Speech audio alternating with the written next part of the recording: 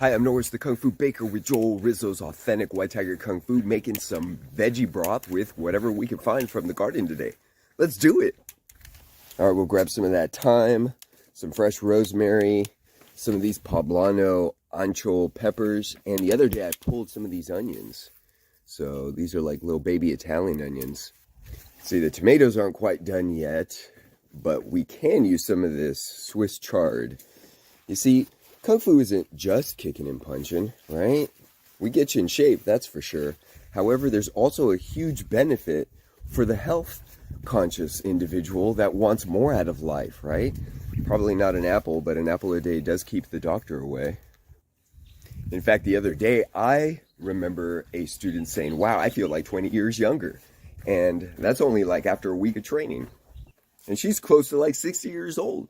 But regardless of age, I have noticed that everyone benefits from the community feel, that brotherhood feel. And that's why I'm making this veggie broth to bring to date and sample with some bread. If you're around, please stop on by, have a cup. Take care, enjoy it, and happy homesteading.